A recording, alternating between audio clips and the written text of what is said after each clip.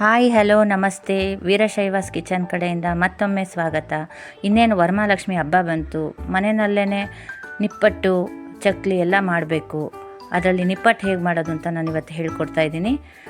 ಯಾರೆಲ್ಲ ಇನ್ನೂ ಸಬ್ಸ್ಕ್ರೈಬ್ ಆಗಿಲ್ಲ ದಯವಿಟ್ಟು ಸಬ್ಸ್ಕ್ರೈಬ್ ಮಾಡ್ಕೊಳ್ಳಿ.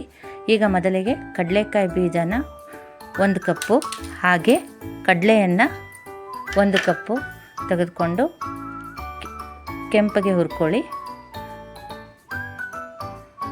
ಕಡಲೆನ ಯಾಕೆ ಹುರಿಬೇಕು ಅಂದರೆ ಕೆಲವೊಮ್ಮೆ ಕಡಲೆ ಕೂಡ ಮೆತ್ತ ಇರುತ್ತೆ, ಅದರಿಂದ ಟೇಸ್ಟ್ ಸಿಗೋಲ್ಲ. ಹಾಗಾಗಿ ಇದನ್ನು ಕೂಡ ಹುರ್ಕೊಳ್ಳೋದ್ರಿಂದ ಒಳ್ಳೆಯದು. ಆನಂತರ ಸಿಪ್ಪೆಯನ್ನು ತೆಗೆದು ನೀವು ಇದನ್ನು ಮಿಕ್ಸಿಯಲ್ಲಾದರೂ ಮಾಡ್ಕೋಬೋದು ಅಥವಾ ಕುಟ್ಟಾಣಿನಲ್ಲಾದರೂ ಕುಟ್ಟಿ ಮೀಡಿಯಮ್ ಆಗಿರಬೇಕು. ತೀರಾ ನೈಸಾಗಿ ರುಬ್ಕೋಬಾರ್ದು, ಮೀಡಿಯಮ್ ಹದದಲ್ಲಿ ಮಾಡ್ಕೋಬೇಕು. ಈಗ ಹಿಟ್ಟನ್ನು ರೆಡಿ ಮಾಡ್ಕೊಳ್ಳೋದು ಹೇಗೆ?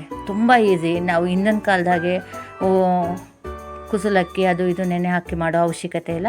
ಈಸಿ. ಅಕ್ಕಿ ಹಿಟ್ಟನ್ನು ನೀವು ತೊಳೆದು ಪುಡಿ ಮಾಡಿಸಿರೋ ಅಕ್ಕಿ ಹಿಟ್ಟಾದರೂ ಸರಿ, ಅಂಗಡಿ ಅಕ್ಕಿ ಹಿಟ್ಟಾದರೂ ಸರಿ ತೆಗೆದುಕೊಳ್ಳಿ.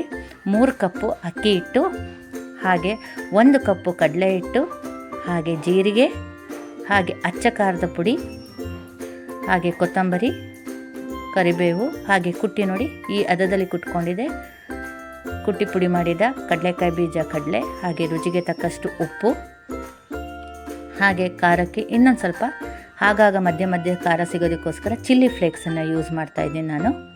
ಹಾಗೆ ಚೆನ್ನಾಗಿ ಕಾದಿರೋ ಅಂಥ ಎಣ್ಣೆ. ಯಾಕೆ ಅಂತಂದರೆ ಸ್ವಲ್ಪ ಗರಿ ಬರಬೇಕು ಅಂದರೆ ನಾವು ಎಣ್ಣೆ ಯೂಸ್ ಮಾಡಬೇಕು. ಹಾಗಾಗಿ ಕಾಯಿಸಿರೋಂಥ ಎಣ್ಣೆಯನ್ನು 2 ಸೌಟು, ಮೊದಲು 1 ಸೌಟು ಹಾಕ್ಕೊಳ್ಳಿ, ಆನಂತರ ಇನ್ನೊಂದು ಸೌಟು ಹಾಕ್ಕೊಂಡು ಚೆನ್ನಾಗಿ ನಾದ್ಕೊಳ್ಳಿ. ಚೆನ್ನಾಗಿ ಹೇಗೆ ಅಂತಂದರೆ ಪರ್ಫೆಕ್ಟಾಗಿ ಅದು ಉಂಡೆ ಥರ ಬರಬೇಕು. ನಾವು ಕಟ್ಟಿದ ತಕ್ಷಣ ಕೈಯಲ್ಲಿ ಉಂಡೆ ಥರ ಆಗ್ತಾ ಇರಬೇಕು. ಅಲ್ಲಿವರೆಗೂ ಚೆನ್ನಾಗಿ ಎಲ್ಲವನ್ನು ಮಿಶ್ರಿತ ಮಾಡಿ ಪರ್ಫೆಕ್ಟ್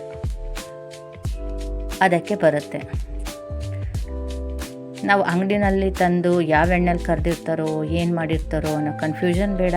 ಹಾಗೆ ಅಯ್ಯೋ ಒಂದು ದಿನವೆಲ್ಲ ಅದಕ್ಕೆ ಸ್ಪೆಂಡ್ ಮಾಡಬೇಕು ಅನ್ನೋ ಅವಶ್ಯಕತೆ ಇಲ್ಲ. ನಾವೇ ಮನೆಯಲ್ಲಿ ಅರ್ಧ ಗಂಟೆ ಸ್ಪೆಂಡ್ ಮಾಡಿದ್ರೆ ಗರಿಗರಿಯಾದ ರುಚಿಯಾದ ಹೆಲ್ತಿ ನಿಪ್ಪಟ್ಟನ್ನು ನಾವೇ ಮಾಡ್ಕೋಬೋದು. ಸೊ ನೋಡಿ ಈ ರೀತಿ ಹಿಂಗಂದಾಗ ಗಂಟು ಟೈಪಲ್ಲಿ ಬರಬೇಕು, ಅದು ನೀಟಾಗಿ ಮುದ್ದೆ ಟೈಪಲ್ಲಿ.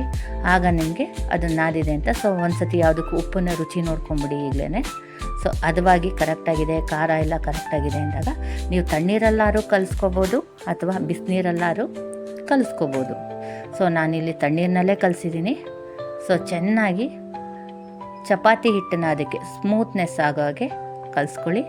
ಚೆನ್ನಾಗಿ ನೀಟಾಗಿ ಕಲಿಸ್ಕೊಂಡು ಉಂಡೆ ಕಟ್ಟು ಅದನ್ನು ಒಂದು 5ರಿಂದ 10 ನಿಮಿಷ ಬಿಡಿ. ಸಾಮಾನ್ಯ ಕೆಲವರು ಅಂತಾರೆ ತಕ್ಷಣ ಹಾಕಬೇಕು ಅಂತ, ಹಾಗೇನಿಲ್ಲ. ಹಾಗೆ ನಾನು ಎಳ್ಳನ್ನು ನೀವು ಮಿಕ್ಸ್ ಮಾಡುವಾಗಲಾರು ಹಾಕ್ಕೊಳ್ಳಿ ಅಥವಾ ಈ ರೀತಿ ಮಧ್ಯದಲ್ಲಿ ಹಾಕ್ಕೊಳ್ಳಿ. ಯಾಕೆ ಅಂತಂದರೆ ನಾನು ಇದನ್ನು ಎಲ್ಲಕ್ಕೂ ಸ್ಪ್ರೆಡ್ ಆಗಲಿ ಅಂತಲೇ ಫಸ್ಟ್ ಕಲಿಸ್ಕೊಂಡ್ಬಿಟ್ಟು ಆ ನಂತರ ಹಾಕಿದ್ದೀನಿ. ಸೊ ನೋಡಿ ಈ ರೀತಿ ಎಲ್ಲ ಕಡೆಗೂ ಈಗ ಎಳ್ಳು ನೀಟಾಗಿ ಸೇರಿಕೊಳ್ಳುತ್ತೆ. ಉರಿದ ಎಳ್ಳನ್ನೇ ಹಾಕ್ಕೊಳ್ಳಿ, ಬಿಳಿ ಎಳ್ಳು ಹಾಕಿ. ಯಾಕೆ ಅಂತಂದರೆ ಇದು ನಿಪ್ಪಟ್ಟಾಗಿರೋದ್ರಿಂದ ಕರಿ ಎಳ್ಳು ಬೇಡ, ಚೆನ್ನಾಗಿ ಕಾಣಲ್ಲ. ಸೊ ಬಿಳಿ ಎಳ್ಳು ನೈಲಾನ್ ಎಳ್ಳಾರು ತೊಗೊಳ್ಳಿ ಅಥವಾ ಬಿಳಿ ಎಳ್ಳಾರು ತೊಗೊಳ್ಳಿ. ಸೊ ತೆಗೆದಿಟ್ಕೊಂಡು ನೀಟಾಗಿ ಈ ಥರ ಕಲಸಿಟ್ಕೊಳ್ಳಿ. ಎಷ್ಟು ನೀಟಾಗಿ ಬರ್ತಿದೆ ನೋಡಿ. ಇದು ಈ ರೀತಿ ಹದದಲ್ಲಿ ಬರುತ್ತೆ. ಇದನ್ನು ನೀವು ಸಣ್ಣ ಸಣ್ಣ ಉಂಡೆಗಳಾಗಿ ಮಾಡ್ಕೋಬೇಕಾಗತ್ತೆ. ನೀವು ಇದನ್ನು 2 ರೀತಿಯಲ್ಲಿ ತಟ್ಕೋಬೋದು. ಒಂದು ಪ್ರೆಸ್ಸಿಂಗ್ ಮಿಷನ್ ಮನೆಯಲ್ಲಿದ್ದರೆ ಅದನ್ನು ಯೂಸ್ ಮಾಡ್ಕೊಳ್ಳಿ, ಅಥವಾ ಕೈಯಲ್ಲೂ ಕೂಡ ತಟ್ಕೋಬೋದು. ತೆಳುವಾಗಿ ತಟ್ಕೊಂಡಾಗ ಒಂದು ರೀತಿ ಇರುತ್ತೆ, ಮಂದವಾಗೂ ಕೂಡ ತಟ್ಕೋಬೋದು. ನೋಡಿ ಈ ರೀತಿ ಅಗಲವಾಗಿ ಒಂದೇ ಸತಿ ಬರುತ್ತೆ. ನೋಡಿ ಎಷ್ಟು ಬೇಗ ಕೆಲಸ ಆಗ್ತಾಯಿದೆ. ಸೊ ಕೈಯಲ್ಲಿ ತಟ್ಕೋತೀನಿ ಅಂದರೂ ತಟ್ಕೋಬೋದು. ನೀವು 2 ವಿಧಾನದಲ್ಲಿ ತಟ್ಕೊಳ್ಳಿ. ಬೇಕಾದ್ರೆ ಮಂದಕ್ಕೆ ತಟ್ಕೊಂಡ್ರೆ ಸ್ವಲ್ಪ ಗಟ್ಟಿ ಬರುತ್ತೆ, ತೆಳುಗೆ ತಟ್ಕೊಂಡ್ರೆ ಆ ಕ್ರಿಸ್ಪಿನೆಸ್ ಜಾಸ್ತಿನೇ ಇರುತ್ತೆ.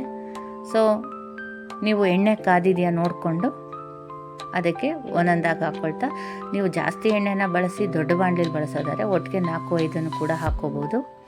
ಚೆನ್ನಾಗಿ ನೋಡಿ ಈ ರೀತಿ ಕೈಯಲ್ಲೇ ತಟ್ಕೋಬೋದು. ಎಣ್ಣೆನ ಇಟ್ಕೊಂಡು ಈ ಥರ ಅಗಲವಾಗಿ ತಟ್ಕೋಬೋದು. ತುಂಬ ಚೆನ್ನಾಗಿ ಬಂದಿದೆ. ನಾನು ಕೂಡ ಟ್ರೈ ಮಾಡಿದ್ದೀನಿ. ನೀವು ಕೂಡ ಇದನ್ನು ಟ್ರೈ ಮಾಡಿ ನಮ್ಮ ಕಮೆಂಟ್ ಬಾಕ್ಸಲ್ಲಿ ಹೇಗಿತ್ತು ಅಂತ ಹಾಕಿ. ಹಾಗೆ ವರಮಹಾಲಕ್ಷ್ಮಿ ಹಬ್ಬ ಬರ್ತಾ ಇದೆ, ಎಲ್ಲ ಪ್ರಿಪ್ರೇಷನ್ಸು ನಡೀತಾ ಇದೆ. ಸೊ ಅದರಲ್ಲಿ ಈ ಥರ ಕರಿದ ತಿಂಡಿಗಳನ್ನ ಮಾಡೋದಕ್ಕೆ ಸಮಯ ಕಮ್ಮಿ ಇರುತ್ತೆ, ಹಾಗಾಗಿ ಎಲ್ಲರೂ ಈಗಲೇ ಮಾಡಿ ಇಟ್ಕೋತಾರೆ. ಸೊ ನೀವು ಇದನ್ನು ಅಷ್ಟು ದಿನ ಇಟ್ಕೊಂಡ್ರೆ ಖಂಡಿತ ಕ್ರಿಸ್ಪಿನೆಸ್ ಹೋಗಲ್ಲ, ತುಂಬ ಚೆನ್ನಾಗಿರುತ್ತೆ. ಸೊ ಮತ್ತೊಮ್ಮೆ ಹೇಳ್ತಾ ಇದ್ದೀನಿ, ಇದು ಹೇಗಿತ್ತು ಅಂತ ಮಾಡಿ ನನಗೆ ಕಮೆಂಟ್ ಬಾಕ್ಸಲ್ಲಿ ತಿಳಿಸಿ. ಹಾಗೆ ನಿಮ್ಗೆ ಇಷ್ಟವಾದಲ್ಲಿ ನಿಮ್ಮ ಗೆಳತಿಯರಿಗೆ ಅಥವಾ ನಿಮ್ಮ ಪರಿಚಯದವರಿಗೆ ಶೇರ್ ಮಾಡಿ. ಹಾಗೆ ನಮ್ಮ ಚಾನಲ್ ಬಗ್ಗೆ ಅವರಿಗೂ ಕೂಡ ಗೈಡ್ಲೈನ್ಸ್ ಕೊಡಿ. ಪ್ಲೀಸ್ ಮರೀದೆ ಸಬ್ಸ್ಕ್ರೈಬ್ ಮಾಡ್ಕೊಳ್ಳಿ. ನೀವು ಸಬ್ಸ್ಕ್ರೈಬ್ ಮಾಡ್ಕೊಳ್ಳೋದ್ರಿಂದ ನಾನು ಮಾಡೋವಂಥ ಎಲ್ಲ ತಿಂಡಿಗಳು ನಿಮಗೆ ಮೊದಲು ನೋಟಿಫಿಕೇಷನ್ ಮುಖಾಂತರ ಬರುತ್ತೆ. ಆಗ ನಿಮಗೆ ಇಷ್ಟವಾಗುವಂಥ ತಿಂಡಿಗಳು ಕೂಡ ಅದರಲ್ಲಿರುತ್ತೆ.